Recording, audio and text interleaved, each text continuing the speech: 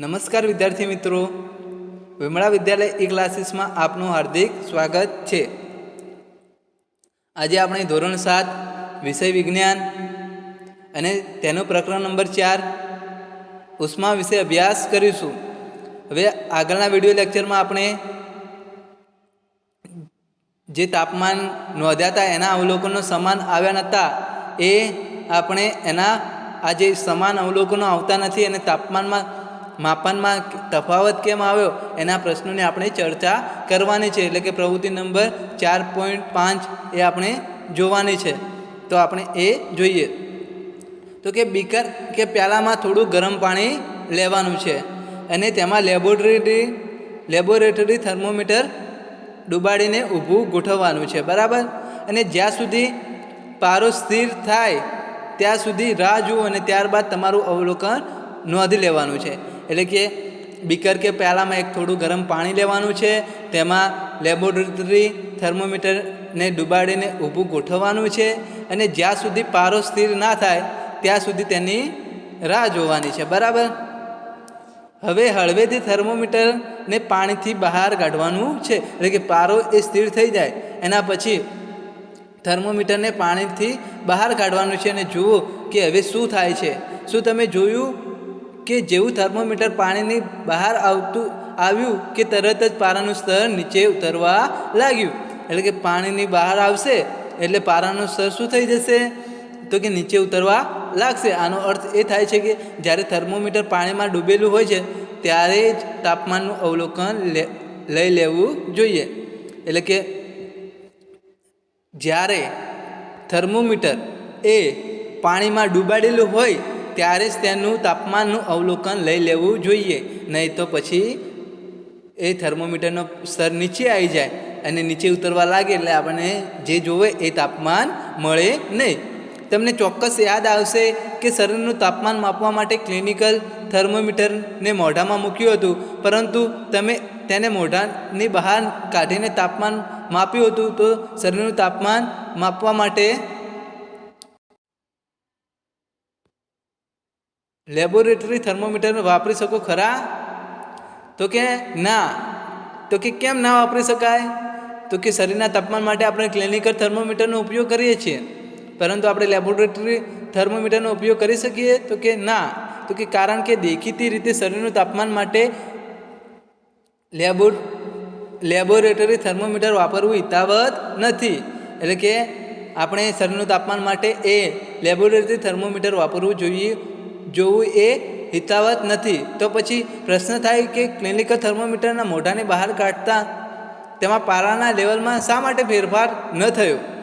તો કે આપણે જે ક્લિનિકલ થર્મોમીટર જે આપણે એના વડે તાપમાન આપણા શરીરનું માપીએ છીએ અને મોઢાની બહાર કાઢતા એ પારાના લેવલમાં કેમ ફેરફાર થતો નથી? અને આપણે જે લેબોરેટરી થર્મોમીટરમાં કોઈ પદાર્થનું એટલે કે પાણીમાંથી બહાર કાઢીએ તો એમાં તાપમાનમાં ફેરફાર થાય છે.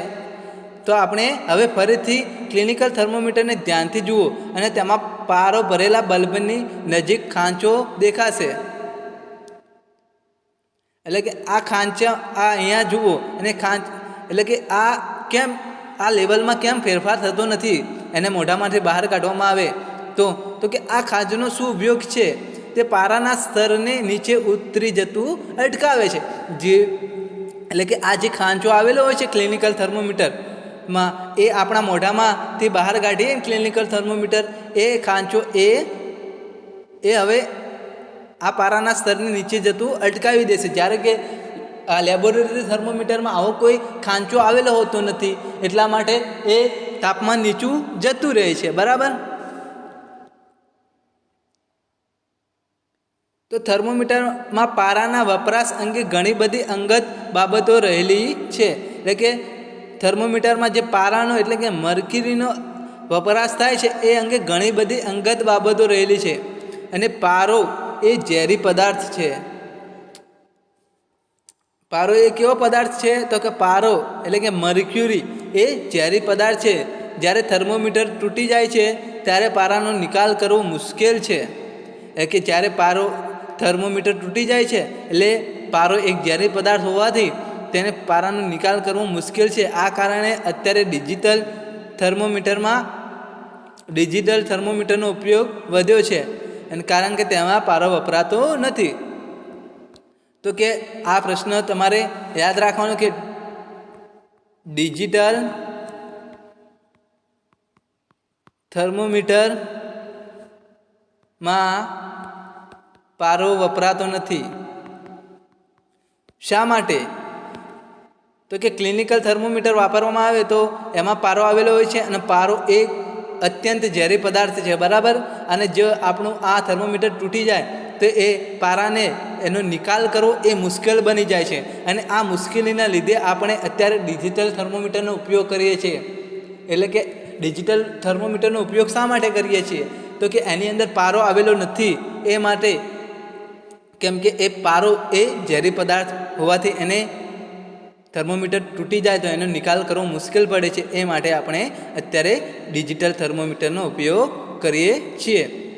તો અહીંયા તમારે કારણ પૂછાઈ શકાય કે અત્યારે ડિજિટલ થર્મોમીટરનો ઉપયોગ કેમ વધ્યો છે, એનો વપરાશ કેમ વધ્યો છે, તો તમે આ એનું કારણ લખી શકો છો, બરાબર. હવે આપણે ઉષ્માનું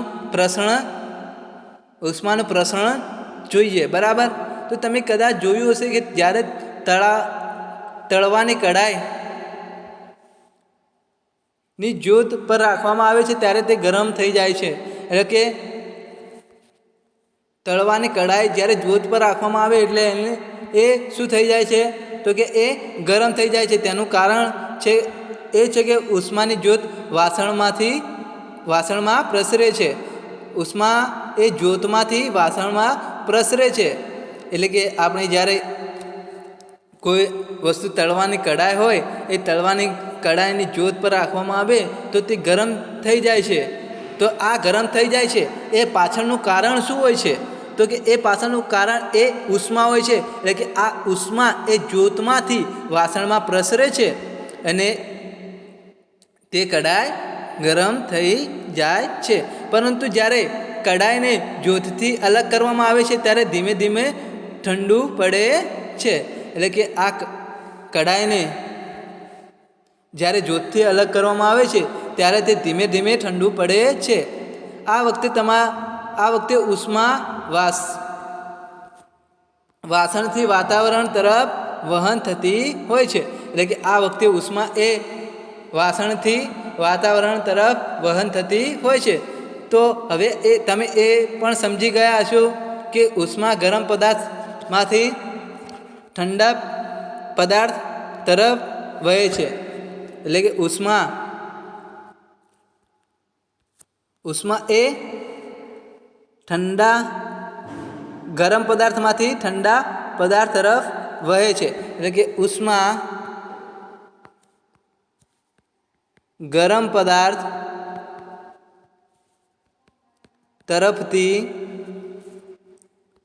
ઠંડા પદાર્થ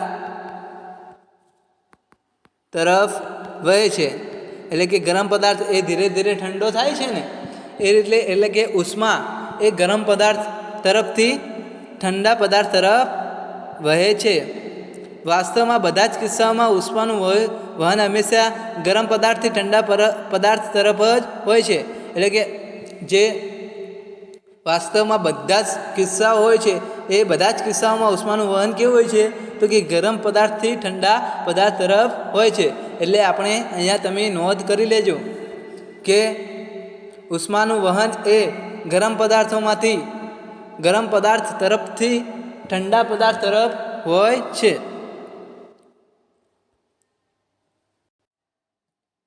અહીંયા પહેલી બેન એ પૂછે છે કે તો શું તેનો અર્થ એવો થાય કે સમાન તાપમાનવાળા બે પદાર્થો વચ્ચે ઉષ્માનું વહન થતું નથી? તો કે આ જે અહીંયા કહેવામાં આવ્યું છે ને કે ઉષ્માનું વહન એ ગરમ પદાર્થથી ઠંડા પદાર્થ તરફ થાય છે, પરંતુ અહીંયા પહેલી બેન એક ક્વેશ્ચન કરે છે કે શું એનો અર્થ એવો થાય કે સમાન તાપમાનવાળા બે પદાર્થ હોય તો એમની વચ્ચે ઉષ્માનું વહન થતું નથી? તો આ ઉષ્માનું વહન કેવી રીતે થાય છે? તો આપણે એને શોધી કાઢીએ, બરાબર. એના માટે આપણે પ્રવૃત્તિ નંબર 4.6 જોઈએ. તો કે એલ્યુમિનિયમ કે લોખંડ જેવી ધાતુના નાનો સળિયો કે પટ્ટી લેવાની છે અને તેની પર લંબાઈની દિશામાં થોડા અંતરે મીણના નાના ટુકડાઓને સહેજ ગરમ કરીને ચોંટાડવાના છે. તો શું કરવાનું છે? તો એલ્યુમિનિયમ કે લોખંડ જેવી ધાતુનો નાનો સળિયો કે પટ્ટી લેવાની છે અને તેની પર લંબાઈની દિશામાં થોડા અંતરે મીણના નાના ટુકડાઓને સહેજ ગરમ કરીને ચોંટાડી દેવાના છે અને બધા જ ટુકડા સમાન અંતરે જ રાખવાના છે. તે અહીંયા આકૃતિ નંબર 4.7માં આપેલી છે. તો કે ધાતુની પટ્ટીમાં ઉષ્માનું વહન. અહીંયા મીણબત્તી દર્શાવેલી છે, બરાબર. આ એલ્યુમિનિયમનો ટુકડો દર્શાવેલો છે, પછી એલ્યુમિનિયમ કે લોખંડ જેવી ધાતુનો નાનો સળિયો છે, બરાબર. તો હવે પટ્ટીના એક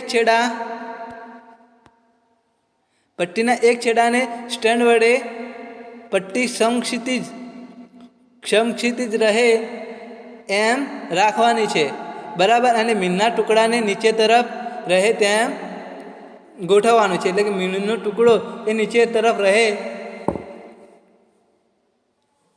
તેમ ગોઠવવાનો છે. અને હવે તમારી પાસે સ્ટેન્ડ ના હોય તો તમે આ રીતે જે આકૃતિમાં દર્શાવ્યું છે એ પ્રમાણે તમે કરી શકો છો. બે ઈંટો વચ્ચે ભરાવીને તમે પણ કરી શકો છો. હવે બીજા છેડાની તદ્દન નજીક સળગતી મીણબત્તીને ગોઠવીને ધ્યાનથી તેનું અવલોકન કરવાનું છે. એટલે અહીંયા સળગતી મીણબત્તી દર્શાવવામાં આવેલી છે, બરાબર. અને એનું પછી અવલોકન તમારે કરવાનું છે. અને મીણના ટુકડાઓનું શું થાય છે? એટલે કે આ જે મીણના ટુકડા તમે લીધેલા હોય છે એ મીણના ટુકડાનું શું થાય છે અને શું તેઓ પીગળીને નીચે પડવા લાગે છે? અહીંયા દર્શાવવામાં આવેલું છે. તો મીણનો કયો ટુકડો સૌથી પહેલાં પડી જાય છે? શું તમને વિચાર આવે છે કે શું મીણબત્તીની જ્યોતને ઉષ્મા તેની નજીકના છેડા દૂરના છેડા તરફ પ્રસરે છે? તો અહીંયા તમને એવો વિચાર આવે છે કે મીણબત્તીની જ્યોતની ઉષ્મા એ તેની નજીકના છેડાથી દૂરના છેડા તરફ પ્રસરે છે. તો ઉષ્મા ગરમ છેડાથી ઠંડા છેડા તરફ વહન થવાની આ પ્રક્રિયાને શું કહે છે?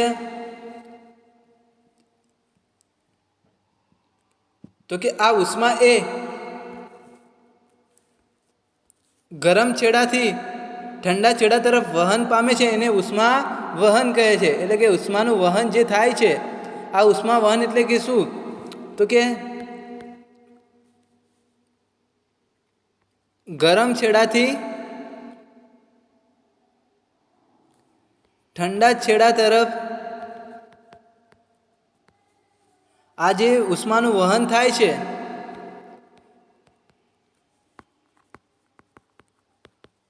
એટલે કે ગરમ છેડાથી ઠંડા છેડા તરફ જે ઉષ્માનું વહન થવાની જે પ્રક્રિયા છે એ પ્રક્રિયાને આપણે ઉષ્મા વહનની પ્રક્રિયા તરીકે ઓળખીએ છીએ, બરાબર.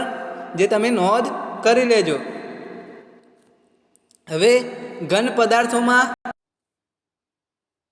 પદાર્થોમાં સામાન્ય રીતે ઉષ્માનું પ્રસરણ ઉષ્મા વહનની પ્રક્રિયા દ્વારા થતું હોય છે. એટલે કે કેવા પદાર્થો? તો કે ઘન પદાર્થો એટલે કે કેવા પદાર્થો? તમે જાણતા જશો, આગળના ધોરણમાં તમે ભણ્યા જશો. એટલે કે એવા પદાર્થો કે જેમને ચોક્કસ આકાર હોય છે, ચોક્કસ આકાર ને ચોક્કસ કદ હોય છે, બરાબર. એવા પદાર્થો, બરાબર. તો આવા પદાર્થો એટલે કે ઘન પદાર્થોમાં ઉષ્માનું પ્રસરણ એ ઉષ્મા વહનની પ્રક્રિયા દ્વારા થાય છે. શું બધા જ ઘન પદાર્થો ઉષ્માનું વહન સરળતાથી કરી શકે છે? એટલે કે આ બધા જ ઘન પદાર્થો એ ઉષ્માનું વહન સરળતાથી કરી શકે છે. તમે ચોક્કસ જોયું હશે કે રસોઈમાં વપરાતા ધાતુના પાત્રના હેન્ડલ અને પ્લાસ્ટિક કે લાકડામાંથી બનાવવામાં આવેલ હોય છે. હવે જોવાનું છે કે બધા જ ઘન પદાર્થોમાં ઉષ્માનું વહન સરળતાથી થાય છે કે નથી થતું, બરાબર. તો આપણે જોયું છે કે રસોઈમાં વપરાતા જે ધાતુના પાત્ર હોય છે એનો હેન્ડલ એ પ્લાસ્ટિક કે લાકડામાંથી બનાવવામાં આવે છે. તમે દાઝ્યા વગર ગરમ પાત્રને તેના હાથા વડે પકડીને ઉંચકી શકો છો, ખરું ને? તો કે આવું કેમ?